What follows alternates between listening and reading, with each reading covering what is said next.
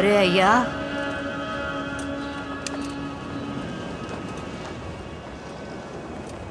ఇక్కడున్నావా?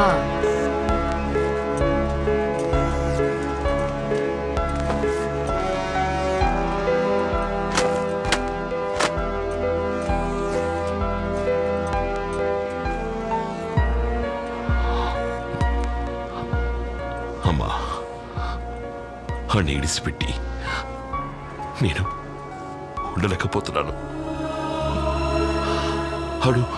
ఆడు నాలా ఉండక్కలేదమ్మా.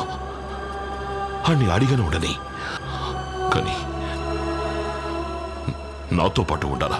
ఆడికి ఏదో నచ్చ చెప్పి తీసుకురమ్మా. వాడిది నీ రక్తమే గదరా, నువ్వు చెప్తే అస్సలు విండవు. వాడొక పిల్లని పెళ్లి చేసుకోవాలని ఆశపడతా ఉన్నాడు. నువ్వు ఆ పిల్ల అమ్మానాన్నలతో మాట్లాడి వెంటనే వాళ్ళు పెళ్లి జరిపించు. పెళ్ళైతే ఇద్దరిని తీసుకొచ్చేద్దాం.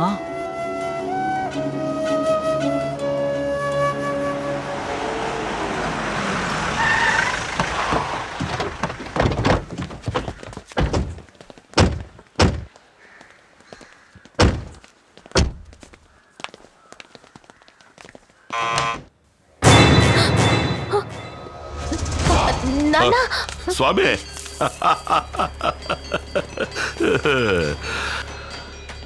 శకునం శానా బాగుండది. ఎవరు మీరు? అరే ఏందమ్మా, నువ్వు చెప్పలేదా? అరే ఏం పిల్లల్లో బొండే. ఇదిగో ఇది తీసుకెళ్ళి లోపలెట్టి ఓ లోటతో నీళ్లు తీసుకురా. రండి స్వామి, కూర్చొని మాట్లాడుకుందాం.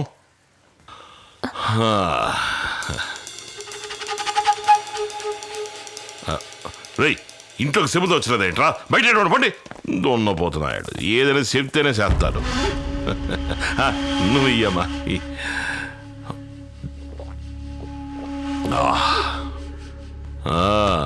తెలిసింది, మేమంటే గిట్టనాళ్ళ దగ్గర పనిచేస్తున్నారట కదా.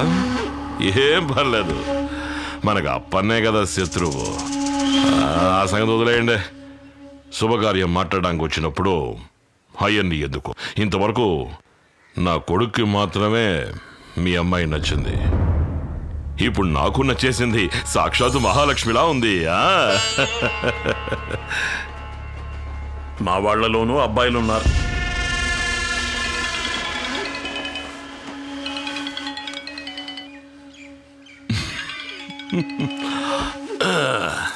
చెప్పరా ఈరబాబు.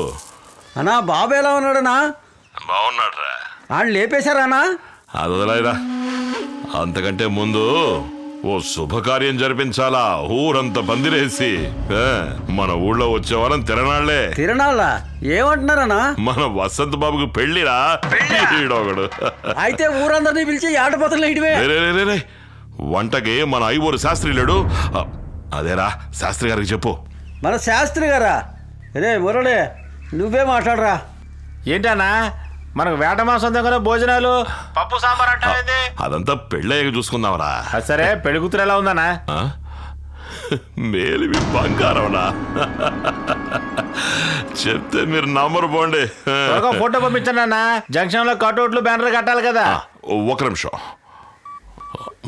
ఫోటో తీసి పంపమంటున్నారు. ఎవరి మీద చేస్తున్నా? సన్నాసి, ఎవరి మీద చేస్తాడు? మన ఈ కొట్రా. మీరు తప్పుకొని కొమ్మకండి.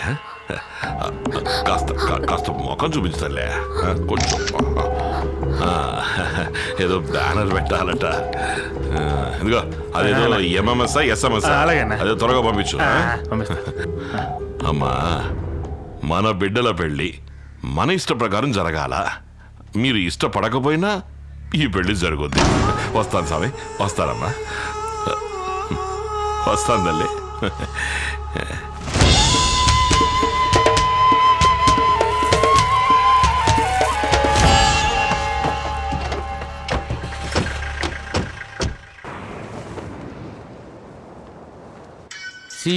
Okay bye.